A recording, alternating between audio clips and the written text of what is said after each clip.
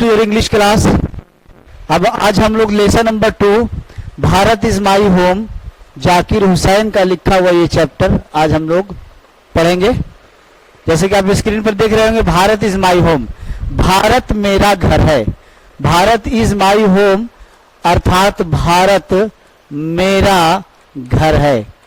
ये चैप्टर आज हम लोग पढ़ेंगे। डॉक्टर जाकिर हुसैन के द्वारा लिखी गई ये चैप्टर है। अब भारत इज माई होम, यहाँ पे होम शब्द का प्रयोग किया गया है, तो होम और हाउस के थोड़ा सा अंतर को हम लोग समझते चले।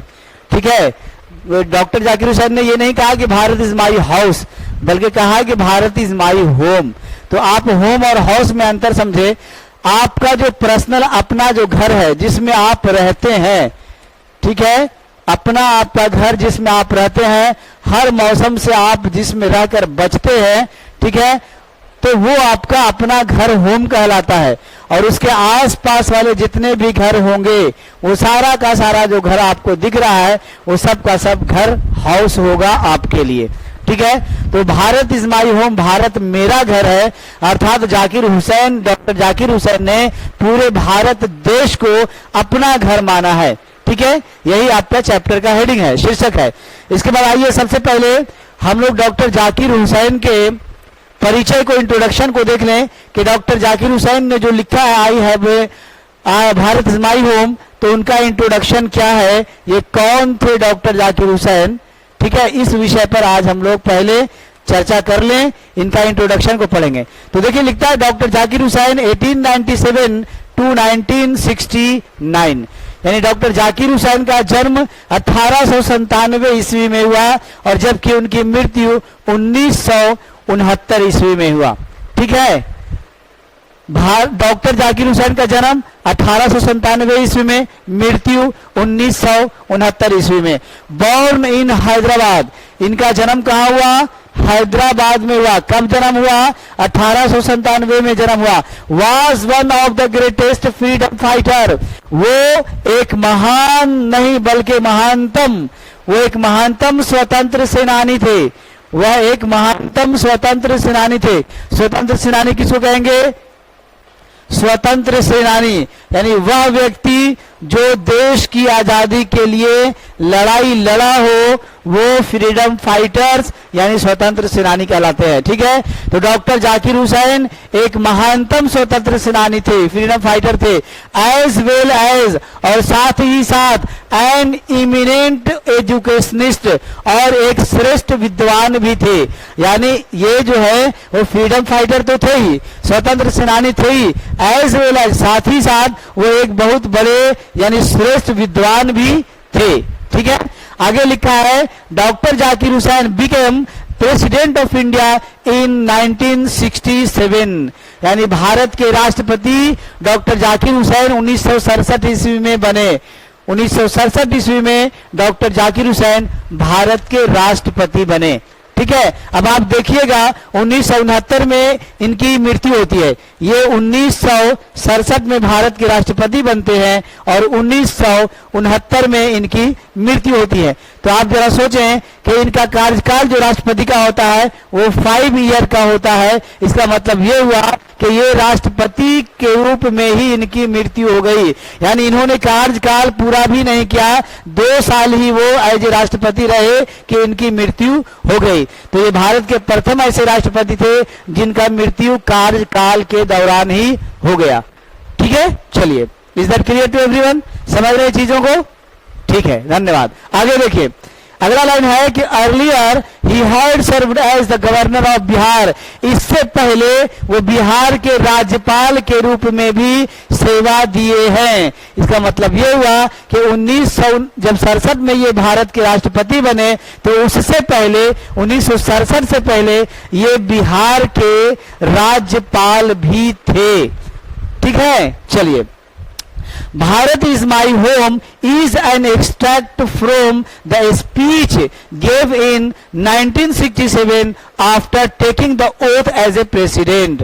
कहता है कि Bharat is my home, Bharat मेरा घर है। भारत इज माई होम है क्या, तो ये एक एक्सट्रैक्ट है, एक अंश है, एक टुकड़ा है किस चीज का टुकड़ा है? तो the speech he gave in 1967, 1967 ईस्वी में डॉक्टर जाकिर हुसैन ने राष्ट्रपति के रूप में जो शपथ ग्रहण किया था, यानी राष्ट्रपति के रूप में शपथ ग्रहण करने के बाद डॉक्टर जाकिर हुसैन ने पहली बार जो राष्ट्रपति के रूप में भाषण दिया था, उसी भाषण का ये एक अंश है, Bharat is my home. Is that clear to everyone? चलिए, धन्यवाद। इसके बाद आगे समझिए।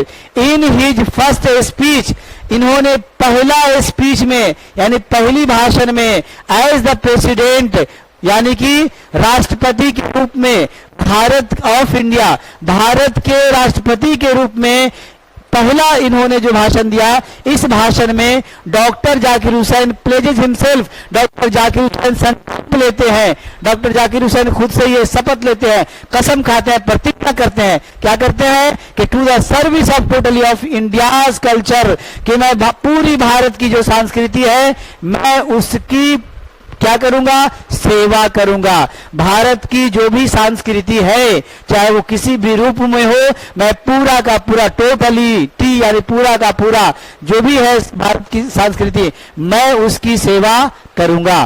ठीक है, ये आपने देखा डॉक्टर जाकिर हुसैन का इंट्रोडक्शन, यानी इनके विषय में इनके परिचय को आपने देखा। अब आइए हम लोग आगे बढ़ते हैं, और इस चैप्टर से पहले आप देख रहे होंगे कि बॉक्स के अंदर कुछ चीजें लिखी गई है ना। बॉक्स के अंदर जो है कहता है कि a work in a small group and discuss the following, एक छोटे से ग्रुप में, समूह में बैठ जाइए और इस पर निम्नलिखित पर क्या करिए? चर्चा कीजिए, डिस्कस कीजिए। ठीक है, ये कहा जा रहा है। तो आइए हम लोग इस पर डिस्कस कर लेते हैं। चैरिटी बिगिंस एट होम, इसका मतलब है कि उदारता घर से शुरू होती है। उदारता, जिसको आप दयालुता भी कह सकते हैं, ये कहां से शुरू होती है? तो लिखा रहा है घर से शुरू होती है। ठीक है, आपको पता होगा कि सबसे पहला पाठशाला जो इंसान का होता है वो उसका घर होता है, समझ गए? और माँ की गोद, यानी वो बच्चा जो भी है वो अपने माँ के गोद से और उस घर से ही कुछ न कुछ चीजों को सीखना शुरू कर देता है। तो ये कहता है कि चैरिटी बिगिंस एट होम, यानी उदारता, दयालुता घर से शुरू होती है। अगर आपके घर में किसी के ऊपर दया की जा रही है, उदारता दिखाया जा रहा है, तो आप उसी लेसन को सीखेंगे। और अगर आपके घर में इन चीजों को नहीं किया जा रहा है तो जाहिर सी बात है आपके अंदर भी उदारता नहीं आएगी, दयालुता नहीं आएगी। ये पहला जो है पॉइंट है जिस पर हम लोगों ने डिस्कस किया। इसके बाद the entire world is a family, पूरा का पूरा संसार जो है वो एक परिवार है। इसका मतलब क्या है? आपको पता है कि संसार में जो है सारे मानव हैं। ठीक है, तो मानव यानी इंसान, तो इंसान के साथ अगर हम लोग टैग करें तो सारा का सारा वर्ल्ड में जो इंसान है तो सब इंसान है, तो हर एक दूसरे के क्या है? फैमिली है। ठीक है, ऑन द बेसिक ऑफ क्या बात किया जा रहा है? तो इंसानियत के दृष्टिकोण से, on the basic of humanity, ये बात किया जा रहा है कि पूरा का पूरा जो संसार है वो एक ही फैमिली है।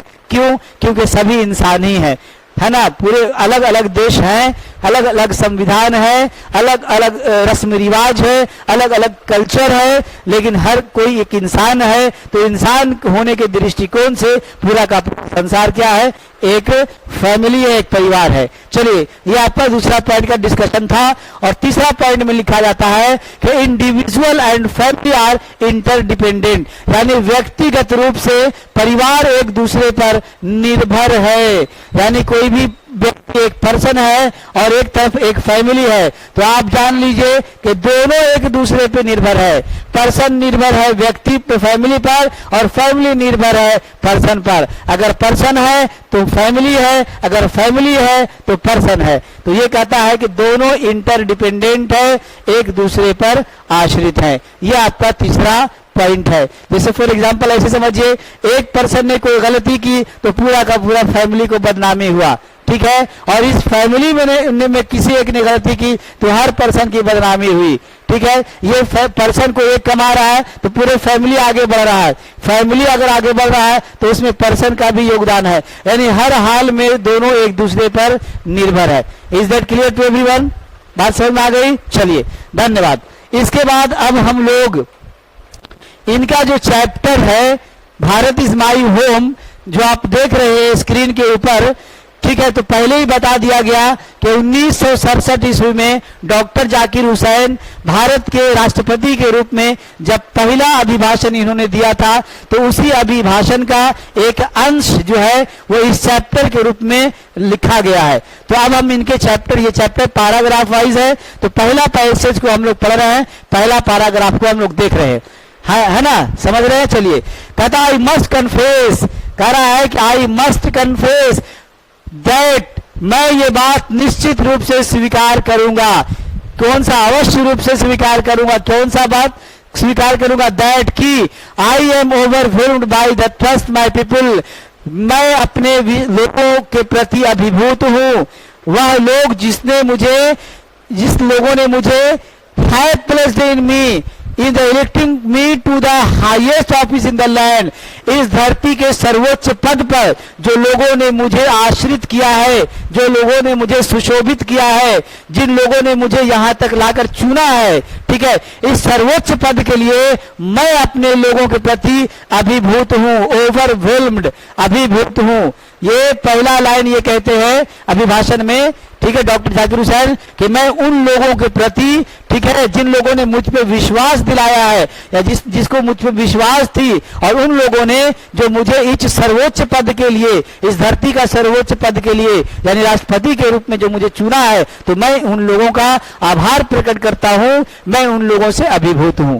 ठीक है, ये पहला पैसेज था। पहला पैसेज में एक ही सेंटेंस था। चलिए अब हम लोग बात करते हैं दूसरा पैसेज का। दूसरा पैसेज में लिखते हैं, डॉक्टर जाकिर हुसैन बोलते हैं कि doctor Radhakrishnan brought to the presidency a mental equipment, a degree of erudition and wealth of experience rarely to be found anywhere. चूंकि आपको पता होनी चाहिए कि डॉक्टर जाकिर हुसैन भारत के तीसरे राष्ट्रपति थे। तो सबसे पहला कौन बने?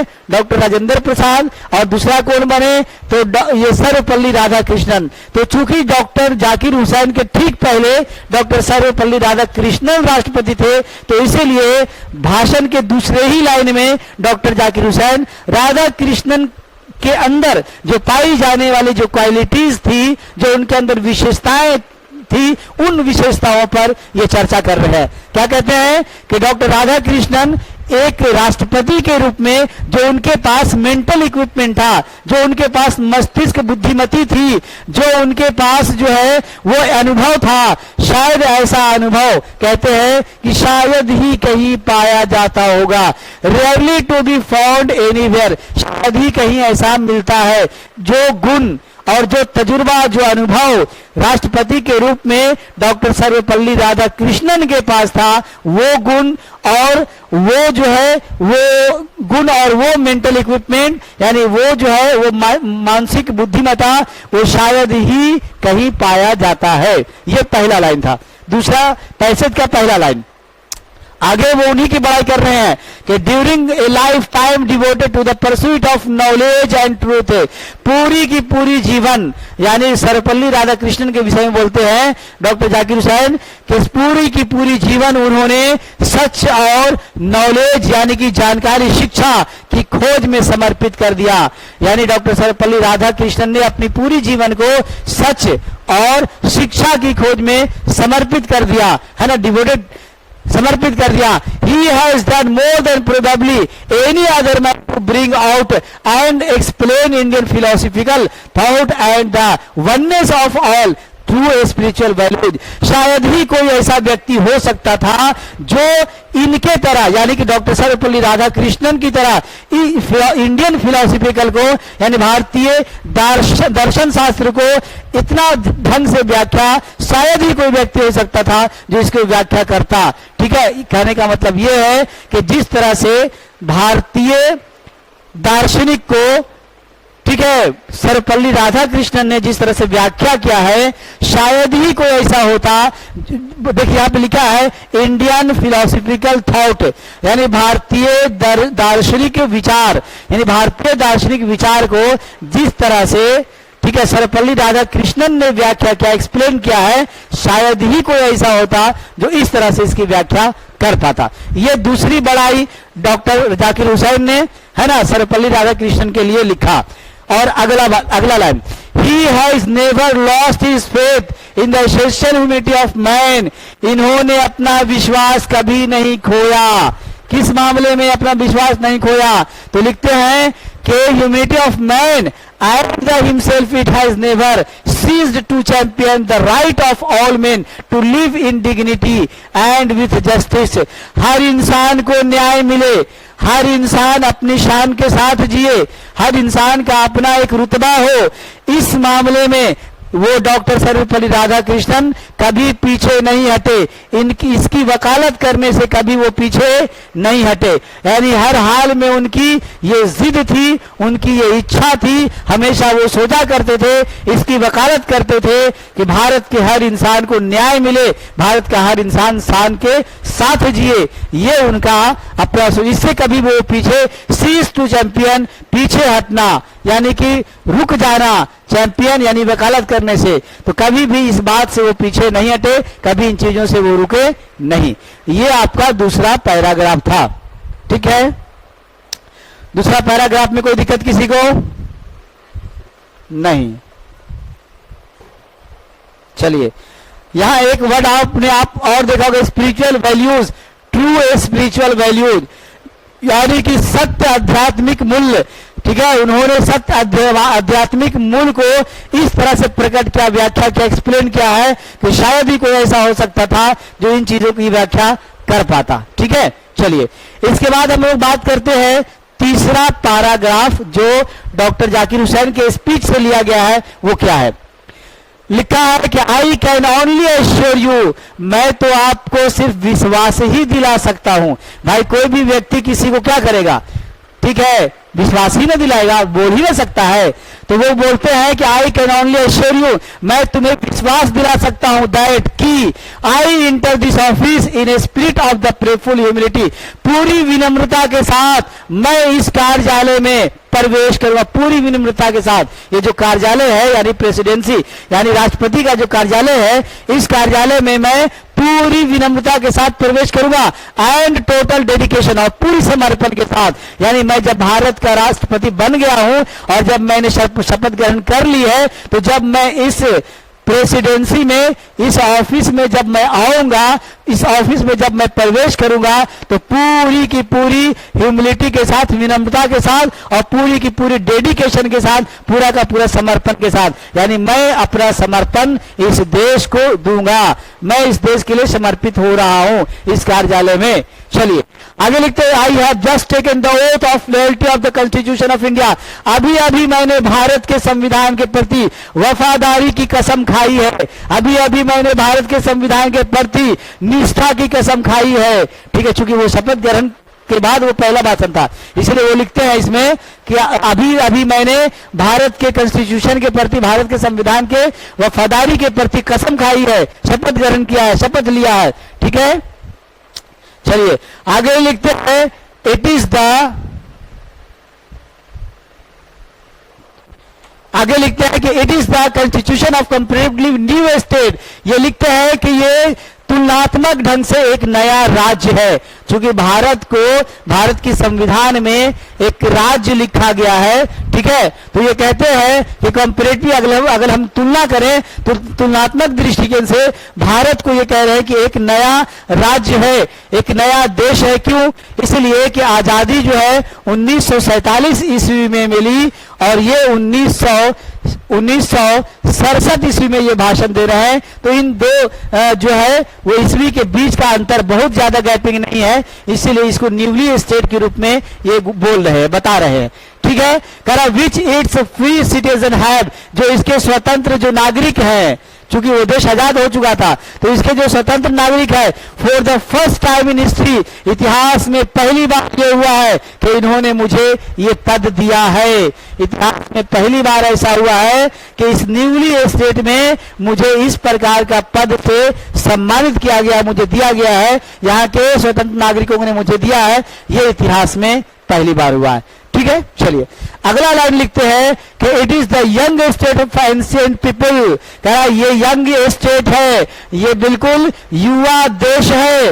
और किसका देश है? एंशिएंट पीपल का, यानी कि प्राचीन लोगों का। क्योंकि हमारे जो लोग थे वो इस देश की आजादी के लिए अपनी आहुति दे दी, अपनी जान की बलि दे दी, तब जाके ये देश आजाद हुआ है। तो ये कहते हैं आगे कि यह न्यूली स्टेट है, यंग स्टेट है, युवा स्टेट है। किसका?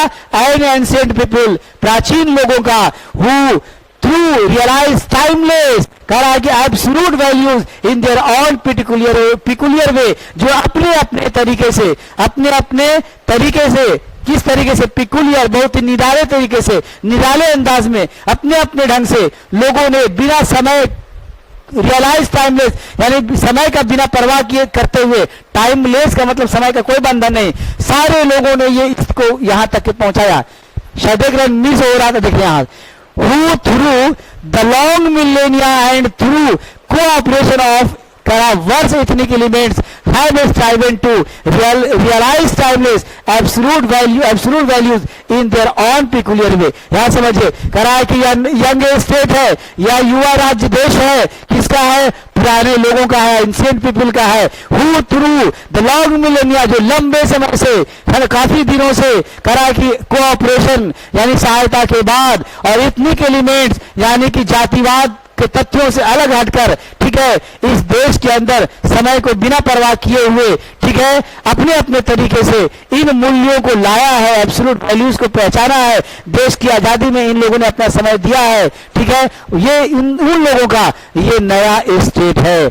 कहने का मतलब ये है कि प्राचीन काल के लोग जो इस देश की लड़ाई लड़े, जिन्होंने अपनी जान की आहुति दे दी, है ना, उन लोगों का, उन भले अलग अलग जाति के लोग थे, देश की आजादी में अलग अलग धर्म के लोग रहे, अलग अलग जात के लोग रहे, लेकिन ये निश्चित रहा कि अलग अलग ढंग से भी लोगों ने लड़ाई की, अपने अपने ढंग से लोगों ने जो है आंदोलन किया। तो उन सभी लोगों का ये जो है नया देश है, ठीक है। ये राष्ट्रपति ये कहना चाह रहे हैं, डॉक्टर जाकिर हुसैन।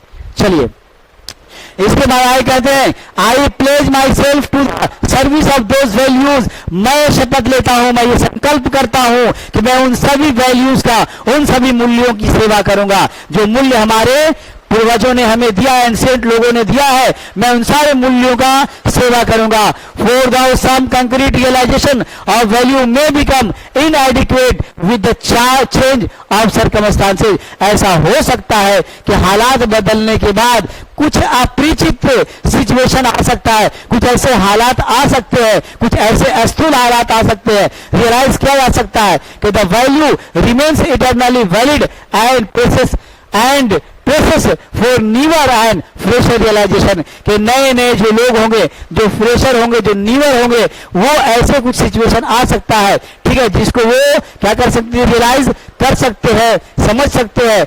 कुछ मतलब ऐसे हालात आ सकते हैं जो ऐसे होंगे, इनएडिक्वेट होंगे। इनएडिक्वेट मतलब अपरिचित, मतलब कभी ऐसा हालात आया ही नहीं पहले, ठीक है। कुछ ऐसे भी सिचुएशन आ सकते हैं और नए लोगों के लिए जो सिचुएशन होगा वो बिल्कुल नया होगा, ठीक है। चलिए आगे लिखते हैं कि the past is not dead and static. कहा कि बीती हुई जो चीजें हैं, बीता हुआ जो कल है, जो मेरा अतीत है, वो कभी मृत नहीं हो सकता है। बीता हुआ कभी अतीत जो है वो कभी मर नहीं सकता है। कह रहा है कि it is alive and dynamic, ये जीवंत है और ये डायनेमिक है। डायनेमिक एक ऐसी चमक जो कभी समाप्त ना हो। तो पूरा प्राचीन अतीत कभी समाप्त नहीं हो सकता है। अतीत क्या है? अलाइव है, जीवित है और डायनेमिक है। कहा कि and is involve in determining the quality of our present. और यही जो है हमें तय कर रहा है किस चीज का? तो वर्तमान की जो खूबी है यही तय कर रहा है, वर्तमान की जो विशेषता गुण है यही तय कर रहा है।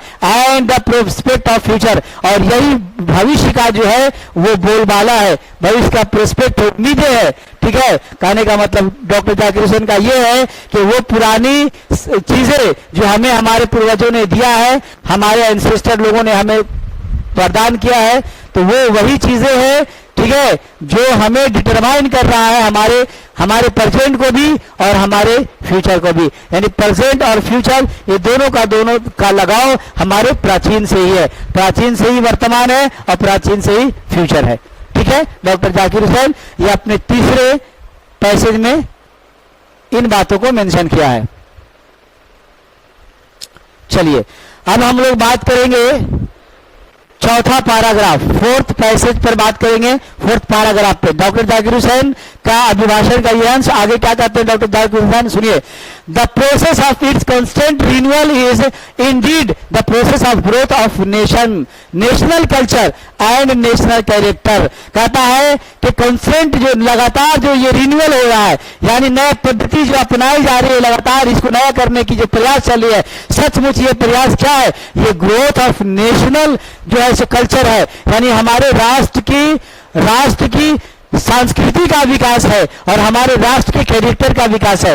अर्थात अगर हमारा राष्ट्र विकास कर रहा है, अगर हमारे राष्ट्र में नई नई चीजों को ऐड किया जा रहा है, निरंतर ये प्रयास जारी है, तो इसका मतलब ये होता है कि कहीं ना कहीं हमारा जो राष्ट्र है, ठीक है, हमारा जो राष्ट्र है वो कहीं ना कहीं हमारा राष्ट्र का जो कल्चर है वो विकास कर रहा है और हमारा राष्ट्र का जो कैरेक्टर है वो विकास कर रहा है। ठीक है, चलिए। It is the business of education, as I see it, to minister in the constant renewal, and I may be forgive the presumption that my choice to the high office has mainly, if not entirely, been made on the account of my long association with the education of my people।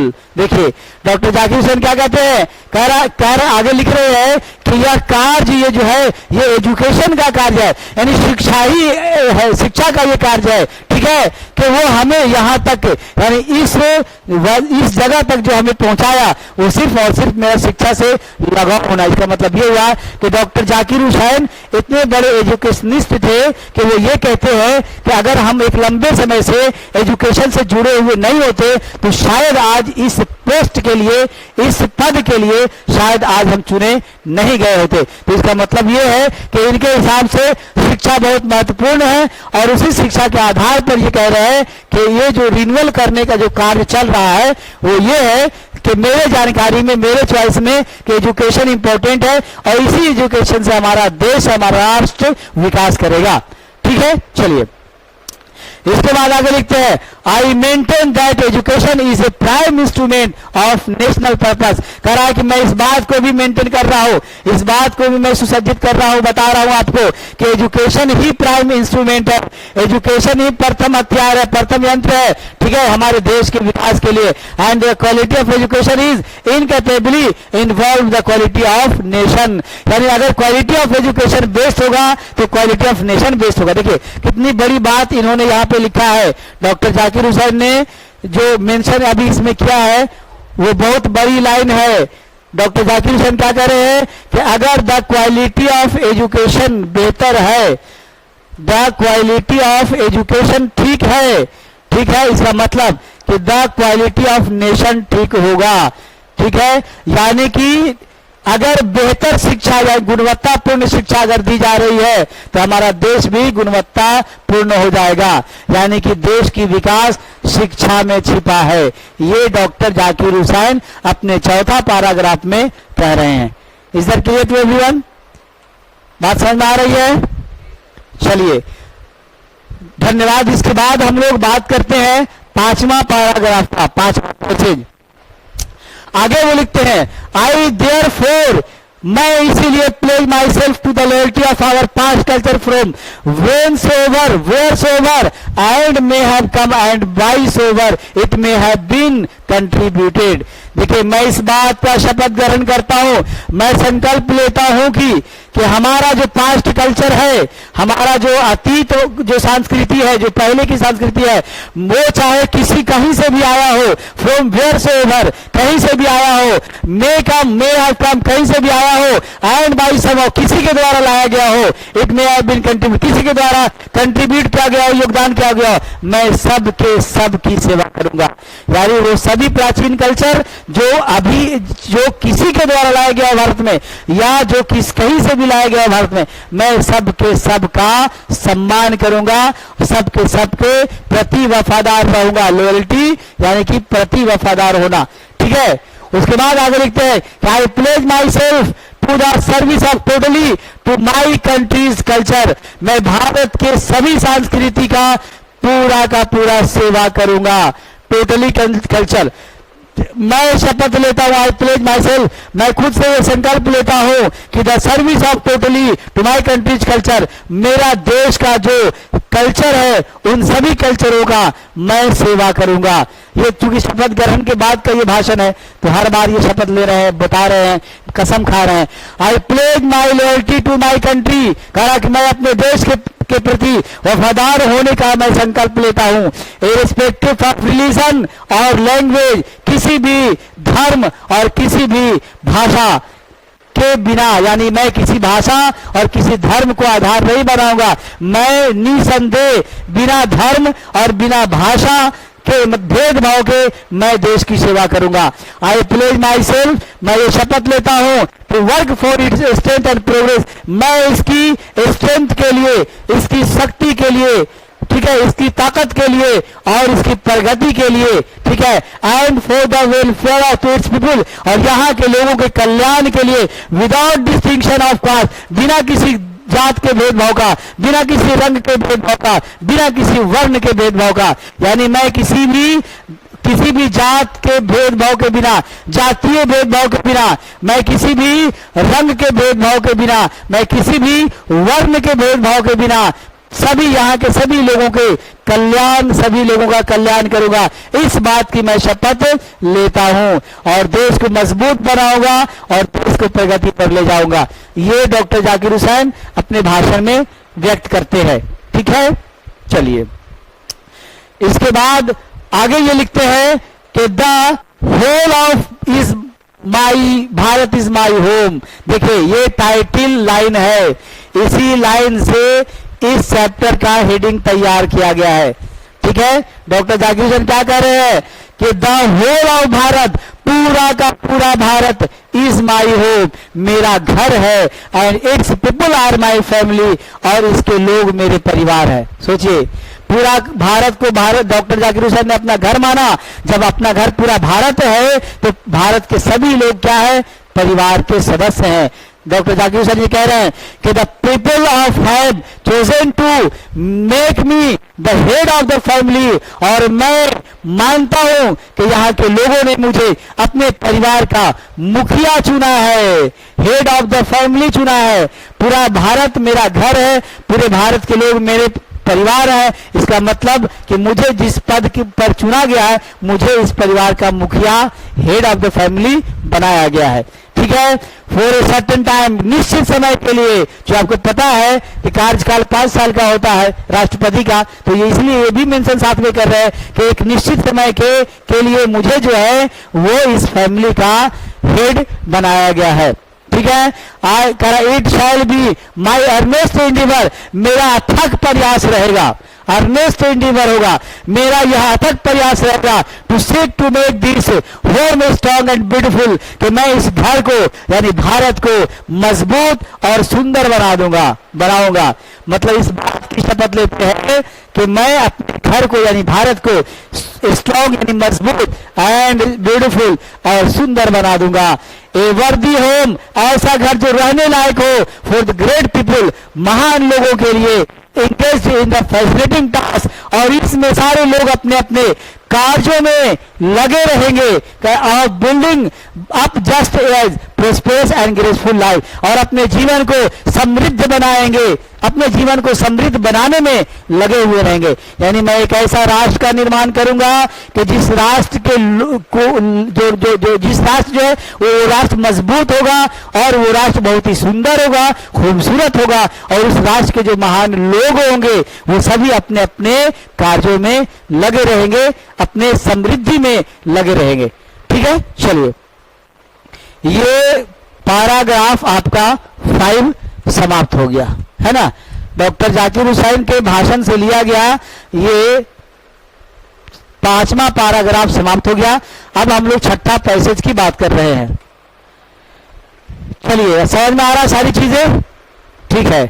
मैं kindly request ये करूंगा आप लोगों से कि आप अपने साथियों तक इस वीडियोस को, जो भी हमारे चैनल पे फ्यूचर प्लस क्लासेस जो चैनल है, इस चैनल को सब्सक्राइब करें, अपने दोस्तों के पास भेजें, ठीक है, ताकि आपके दोस्त भी इससे लाभान्वित हो, चीजों को समझे, है ना, और एग्जाम की अच्छी तैयारी करे, ठीक है। चलिए अब बात हम लोग करते हैं छठा पैसेज में। कहते हैं कि the family is big and it's constantly growing at the rather inconveniently fast pace. परिवार बहुत बड़ा है, क्योंकि पूरा देश इनका जब परिवार है तो परिवार छोटा तो है नहीं। तो ये आगे वो कहते हैं कि ये जो परिवार है बहुत बड़ा है और निरंतर बढ़ते जा रहा है बहुत ही तेजी से, इनकन्वीनियंटली विथ फास्ट पेस, बहुत ही तेजी से इसकी जनसंख्या बढ़े। एक तो परिवार पहले से ही बड़ा है, ऊपर से काफी तेजी से इसकी जनसंख्या बढ़ रही है। ठीक है, डॉक्टर जाकिर सर ये कह रहे हैं कि we shall each one of us have to participate unsparingly in building its new life. यहाँ के लोगों की नई जीवन की शुरुआत करने के लिए, बनाने के लिए यहाँ के लोगों को भी पार्टिसिपेट करना पड़ेगा। ठीक है, भाग लेना पड़ेगा। यदि एज राष्ट्रपति मैं सिर्फ बोल दूं या सिर्फ मैं करूं और मुझे कोई सहयोग लोगों से नहीं मिले तो ये देश आगे नहीं बढ़ेगा। इस देश को खूबसूरत बनाने के लिए, यहाँ की जिंदगी को खूबसूरत बनाने के लिए ये जरूरी है कि लोगों का भी सपोर्ट हमको, लोगों का भी कंट्रीब्यूट हमको चाहिए, पार्टिसिपेशन चाहिए। Each is in on way, अलग अलग ढंग से हर लोग पार्टिसिपेट करेंगे इस देश को मजबूत बनाने में, इस देश को समृद्ध बनाने में, इस देश को खूबसूरत बनाने में। यहाँ के हर एक नागरिक अपने अपने तरीके से क्या करेंगे, पार्टिसिपेट करेंगे, योगदान करेंगे, भाग लेंगे, तब ये देश खूबसूरत बनेगा। For sheer size the task ahead of us are so demanding that no one can afford to sit back and just watch to let frustration become endemic in our country। कहते हैं, आगे कहते हैं कि इसकी जो देश की जो जनसंख्या है वो बहुत बड़ी शेयर साइज है, बहुत बड़ा आकृति है इसका। ठीक है, इसका आकृति बहुत बड़ा है और बहुत बहुत ज्यादा डिमांड है, बहुत ज्यादा मांग है। ठीक है, इस देश को आगे बढ़ाने के लिए जो समस्याएं आ रही है उन समस्याओं को ये उजागर करते हुए बता रहे हैं कि ये देश की आकृति बहुत बड़ी है। ठीक है, यहाँ की जनसंख्या बहुत बड़ी है और मांग बहुत अधिक है। तो ये कहते हैं कि हर कोई जो है अफोर्ड टू सिट बैक, कोई भी जो है प्रयास करता है सिट बैक, पीछे बैठने के लिए। And just watch to let frustration, और वो जो है वो फ्रस्ट्रेशन का मतलब निराश तक पहुंचता है, become endemic in our country. ये हमारे देश का बहुत बड़ा क्या है, दुर्भाग्य है कि यहाँ के जो लोग हैं, ठीक है, वो हर कोई चाहता है कि हम जो है वो पीछे बैठे, सिट टू बैक, पीछे बैठे, पीछे देखे। ठीक है, और पीछे जब आप रहते हैं तो वो आपके लिए क्या होता है, फ्रस्ट्रेशन होता है, एक निराश हो जाता है, और ये भारत के लिए बहुत बड़ा दुर्भाग्य की बात है। कहने का मतलब इनका ये है कि हर इंसान को आगे आना होगा, हर इंसान को आगे बढ़कर देश सेवा करना होगा, तब जाके ये देश आगे बढ़ेगी और कोई भी फ्रस्ट्रेशन में नहीं होगा। ठीक है, चलिए इसके बाद ये लिखते हैं कि the situation demand us work. अभी जो हालात है देश का वो क्या कह रहा है, डिमांड है काम का, यानी situation demands of us work, काम, वर्क एंड मोर वर्क, काम और बहुत सारा काम, silent and sincere work. Silent का मतलब बिल्कुल शांत और सिंसियर का मतलब सच्चा काम और सच्चा काम। सॉलिड एंड स्टडी कंस्ट्रक्शन, कह रहा है कि धीरे धीरे ही सही लेकिन लगातार रिकंस्ट्रक्शन, यानी चीजों को नए ढंग से करना of the whole material and culture life of our people. यानी कि अभी जो सिचुएशन है हमारे देश का, यहाँ सिर्फ काम और केवल काम की आवश्यकता, डिमांड है। हर लोगों को काम करना पड़ेगा, तब जाके ये देश क्या होगा, आगे बढ़ेगा। ठीक है, चलिए ये आपका हो गया छठा पैसेज समाप्त हो गया। अब हम लोग सातवां पैसेज देखेंगे। सातवां पैसेज में डॉक्टर जाकिर हुसैन का जो अभिभाषण है, जिसका ये चैप्टर है, ठीक है, भारत माध्यम, उसमें सातवां पैसेज में लिखता है कि this work as I see it has two aspect. मैं जिस कार्य की बात कर रहा हूं, इसके पहले जो मैंने अभी कार्य की बात कही कि हर लोगों को काम करना पड़ेगा, आखिर वो काम कौन सा है, तो इसकी दो एस्पेक्ट हो सकते हैं। कार्य के दो माध्यम, दो तरीके हो सकते हैं, दो तरह का ये कार्य हो सकता है। इसके दो, एक है वर्क और वन सेल्फ, एक खुद पे कार्य करना and work for the society, और दूसरे के लिए अपने चारों ओर के लिए कार्य करना। यानी एक तो स्वयं के लिए कार्य करना है और दूसरा अपने देश के लिए अर्थात अपने चारों ओर रहने वाले लोगों के लिए, जिस सोसाइटी में आप रहते हैं उस सोसाइटी के लिए, उस समाज के लिए। तो ये दो तरह के कार्यों का ये पहलू बता रहे हैं, एस्पेक्ट्स बता रहे हैं कि दो तरह का कार्य की बात कर रहा हूं वो दो तरह हो सकता है, एक खुद के लिए कार्य करना और एक समाज के लिए कार्य करना। ठीक है, कहा कि they are mutually fruitful aspects of work. कहा कि ये दोनों के दोनों जो कार्य है वो दोनों के दोनों जो कार्य है वो बहुत ही बेहतर है, दोनों के दोनों लाभदायक एस्पेक्ट्स है, दोनों जो है वो लाभदायक एस्पेक्ट्स है, फ्रूटफुल एस्पेक्ट्स है। कौन कौन? एक खुद पे काम करना और दूसरा जो है वो वर्क फॉर द सोसाइटी और समाज के लिए काम करना, ये दोनों के दोनों। ठीक है, the work on one self is to follow the urge towards moral development. करा अगर हम लोग खुद पे काम करते हैं इसका मतलब हम मोरल डेवलपमेंट कर रहे हैं, अर्थात नैतिकता विकास, नैतिक विकास मेरा हो रहा है। अगर हम स्वयं पे फोकस करेंगे तो हमारा ये नैतिक विकास होगा।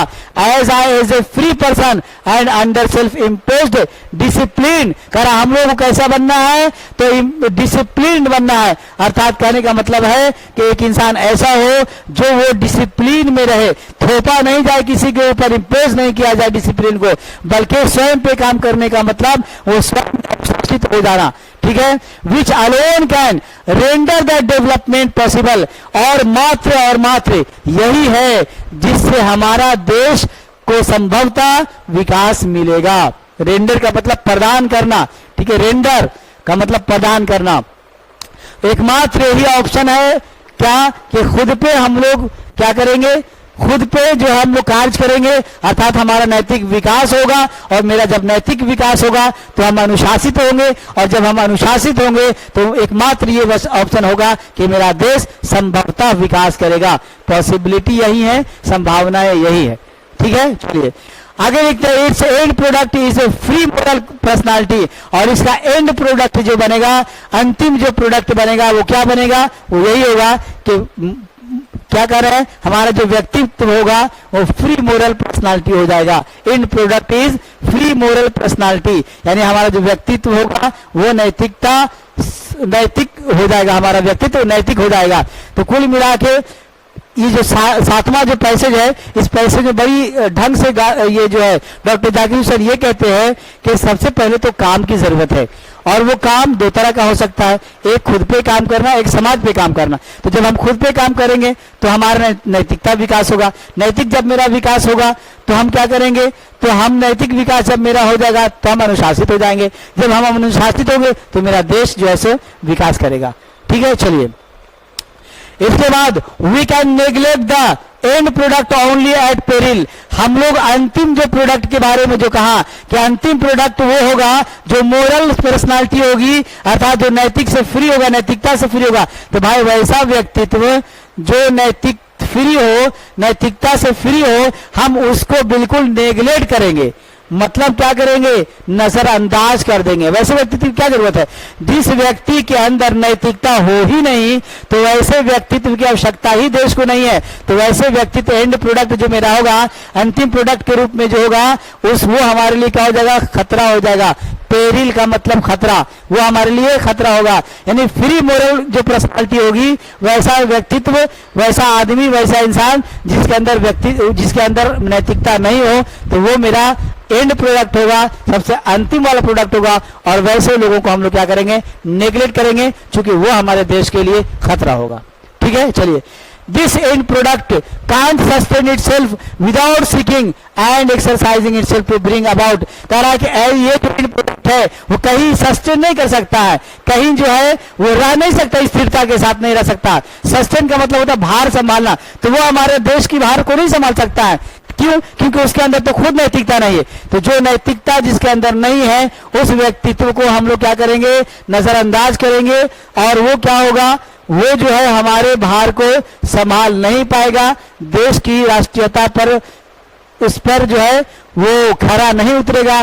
तो क्या करना है, आगे लिखते हैं कि to bring about the approximation of the society to which its privilege service as a better and juster a more graceful way of life. तो उसमें यही समाज उस वक्त ये काम करेगा कि समाज क्या करेगा, तो वैसे लोगों को लगातार प्रैक्टिस, एक्सरसाइज, अभ्यास कराएगा, वैसे लोगों को बताएगा समाज क्या कि तुम किस तरह के इंसान हो, तुम्हारे अंदर नैतिकता नहीं है, तुम्हारे अपने अंदर नैतिकता लाओ, तब हमारा देश का विकास होगा। और लगभग ये तय है कि जब ये हमारा समाज, अप्रोक्सीमेशन का मतलब लगभग, ठीक है, हमारा समाज जब उस व्यक्ति को, ठीक है, उस व्यक्ति के विशेष अधिकार को, प्रिविलेज को, है ना, बताएगा, समझाएगा, ठीक है, तब वो कहता है कि उसके लाइफ जो है ग्रेसफुल हो जाएगा, यानी वरदान पूर्ण हो जाएगा, उसकी जीवन में कुछ सुधार आ जाएगी, तब वो हमारे राष्ट्र का काम आ सकता है। ठीक है, चलिए, और उसके बाद कहता है कि the individual can't grow in full perfection without a corresponding advance of the collective social existence. कभी भी इंडिविजुअल, व्यक्तिगत रूप से अकेला, जैसे हम लोग कहना अकेला चना बाहर नहीं फोड़ता। इसका मतलब यही हुआ कि कोई भी इंडिविजुअली अगर चाहे ग्रो करना, विकास करना, परफेक्ट होना, पूर्ण होना, तो ये नहीं हो सकता, उसको हर हाल में सोशल एग्जिस्टेंस करना ही पड़ेगा, समाज से कुछ ना कुछ मदद लेना ही पड़ेगा। Let us resolve to get whole heartedly engaged in these two aspects of work, individual and social. Let us resolve, आओ हम लोग इस बात की शपथ ले, हम लोग भी इस बात को सोचे समझे कि हम लोग हार्टेडली एंगेज हो जाएंगे, यानी दिल से इसमें लग जाएंगे, दिल से लग जाएंगे। किस मामले में, इन दो एस्पेक्ट्स, इन दो जो सहूलियतों के बारे में, एस्पेक्ट्स, दो उम्मीदों के बारे में जो बताया डॉक्टर जाकिर हुसैन ने, एक खुद के विषय में और काम करना और एक समाज के लिए काम करना। तो इन दो एस्पेक्ट के लिए ये लिखते हैं, बताते हैं कि इसमें हार्टेडली, दिल से लग जाओ इन दो एस्पेक्ट्स में। कौन कौन, एक इंडिविजुअल और एक सोशल, एक व्यक्तिगत और एक सामाजिक। इन दो वर्क पर, व्यक्तिगत कार्य और सामाजिक कार्य पर दिल से लग जाओ, ठीक है, तभी हमारा देश क्या करेगा, विकास करेगा। ठीक है, चलिए, तो चूंकि वीडियोस काफी बड़ा हो जाएगा तो 2 पार्ट में ही हम लोग बनाते हैं, है ना, हर एक चैप्टर को। तो आज हम लोग 7 पैसेज को पढ़ लिए, 7वां पैसेज खत्म हो गया। अब हम लोग नेक्स्ट जो है वो 8वां पैसेज से अगले पार्ट 2 में, वीडियो के पार्ट 2 में हम लोग 8वां से पढ़ेंगे। ठीक है, that's all, your class is over and out. तो आप लोगों ने अभी देखा कि हम लोग जो है वो 7 पैसेज समाप्त कर चुके हैं। ये 8वां पैराग्राफ अब हम लोग पढ़ेंगे। देखिए, 8वां पैराग्राफ बहुत ही इंपॉर्टेंट पैराग्राफ और इंपॉर्टेंट लाइन जो है मेंशन किया गया है डॉक्टर जाकिर हुसैन के द्वारा, जो राष्ट्रपति के रूप में भाषण जब उन्होंने दे रहे थे 1967 ईस्वी में, तो उस भाषण से ये जो इंपॉर्टेंट बातें ली गई उसको आप तो थोड़ा समझिए और सुनिए ध्यान से। This dual effort will give to the life of our state a special flavour. ये 2 प्रकार का कार्य, दिस डुअल इफोर्ट, ये 2 प्रकार का कार्य के लिए अगर आप प्रयास करेंगे तो हमारा जो देश है उस देश को एक नई जिंदगी मिलेगी। लाइफ ऑफ आवर स्टेट, हमारे देश की जो जीवन है, जिंदगी है, उसको एक नया फ्लेवर मिलेगा, एक विशेष जो है स्वाद मिलेगा। यानी कि राष्ट्रपति डॉक्टर जाकिर हुसैन ने कहा कि मैं आपको 2 प्रकार का कार्य के लिए बताता हूं, 2 प्रकार का कार्य आपको स्पेशली करना है। एक जो है वर्क फॉर सेल्फ, यानी खुद के लिए कार्य करना, एक वर्क फॉर सोसाइटी, एक समाज के लिए काम करना। तो इस 2 कार्य के लिए अगर आप प्रयास करेंगे तो हमारे देश को एक स्पेशल फ्लेवर मिलेगा, है ना, एक विशेष स्वाद मिलेगा। ये जो है सो डॉक्टर जाकिर हुसैन आगे कह रहे हैं। For the state to us will not be just an organisation. हमारे लिए जो हमारा देश है ना, वो केवल सत्ता का संगठन नहीं है। देखिए कितनी बड़ी बात ये डॉक्टर जाकिर हुसैन कह रहे हैं कि ये जो हमारा देश है वो हमारे लिए केवल सत्ता का संगठन नहीं है, बट लेकिन मोरल ऑर्गेनाइजेशन, ये जो है क्या है, नैतिक संगठन है। अगर आप अपने देश को केवल सत्ता का संगठन मान रहे हैं, दैट मीन्स आप गलती कर रहे हैं। यह देश आपके लिए सत्ता के संगठन के साथ साथ यह एक नैतिक संगठन भी है। ठीक है, आगे लिखते हैं, it is a part of national temperament. कह रहा है कि ये हमारे देश राष्ट्रीय स्वभाव का एक हिस्सा है। इट इज ए पार्ट, या एक हिस्सा है ऑफ नेशनल टेम्परामेंट, राष्ट्रीय स्वभाव का। क्या है एंड इनहेरिटेंस, और हमें विरासत में from the great leader of our liberation movement, हमारे मुक्ति आंदोलन के जो महान नेता थे महात्मा गांधी, उनसे हमें ये विरासत में मिला है। क्या मिला है? That power should be used only for moral purposes, कि हमें सत्ता का प्रयोग नैतिक उद्देश्यों के लिए किया जाना चाहिए। देखिए, गांधी जी जो हमारे मुक्ति आंदोलन के नेता थे, महानतम नेता थे, उनके द्वारा ये विरासत में हमें मिला है। क्या कहा है? कि ये जो सत्ता है ना, ये सत्ता का प्रयोग मोरल पर्पस यानी कि नैतिक उद्देश्यों के लिए किया जाना चाहिए। ये चीजें हमें कहां से मिली है? महात्मा गांधी से मिली है, जो इन्होंने देश के लिए जब आंदोलन चलाए तो नैतिक उद्देश्यों को हित में रखते हुए चलाए। ये जो है मेंशन कर रहे हैं अपने भाषण में डॉक्टर जाकिर हुसैन। आगे लिखते हैं, the peace of the strong is what we shall dedicate our self to work. हम इसकी मजबूती और इसकी शांति के लिए क्या करेंगे? डेडिकेट कर देंगे, अपने आप को समर्पित कर देंगे। किस मामले में? कार्य के लिए। यानी अगर हम चाहते हैं कि ये मेरा देश मजबूत हो और यहाँ शांति स्थापित रहे, तो ये जरूरी है कि हम चुपचाप से बैठेंगे नहीं, अपने आप को समर्पित कर देंगे कार्यों के लिए। Is that clear to everyone? ठीक है, चलिए अब अंतिम पैसेज की तरफ हम लोग ध्यान देंगे, और ये अंतिम पैसेज आपका है, और इस पैसेज के बाद ये चैप्टर पूरी तरह से आपका समाप्त हो जाएगा, है ना। दूसरा चैप्टर प्रोज का, आप जान रहे हैं कि ये जो हम लोग है रेनबो पार्ट 2 जो किताब है, उसी किताब का ये दूसरा चैप्टर प्रोज सेक्शन से पढ़ रहे हैं। प्रोज सेक्शन में पहला चैप्टर आपको बता दिया गया था, Bharat is Indian civilisation and culture, और ये दूसरा चैप्टर जो है वो भारत इज माई होम। तो इसमें अंतिम पैसेज में जो है वो क्या कहते हैं doctor Zakir Hussain? I have, लिख रहा है कि I have full faith in my people, मुझे अपने लोगों में पूरा विश्वास है। क्या, किस लिए विश्वास है? क्या विश्वास है?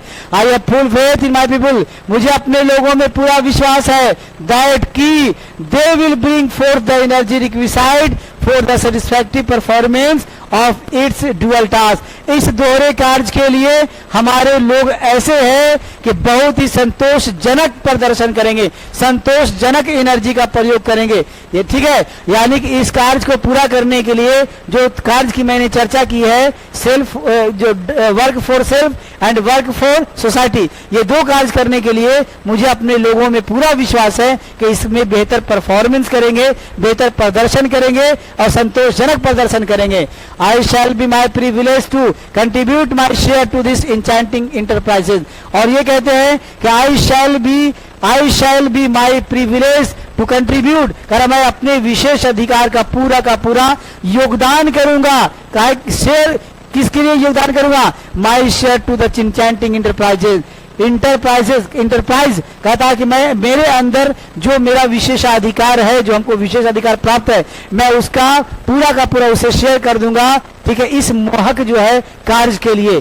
ठीक है, ये अंतिम लाइन ये कहते हैं कि मैं इस मोहक कार्य के लिए अपने अंदर जो विशेष अधिकार है, मैं पूरा का पूरा प्रयोग करूंगा, पूरा का पूरा इस देश के लिए शेयर कर दूंगा। ठीक है, ये आपका अंतिम लाइन था, और इस तरह से आपका दूसरा chapter Bharat is my home, ठीक है, दैट्स ऑल समाप्त हो गया। Is that clear to everyone? चलिए, ठीक है, धन्यवाद।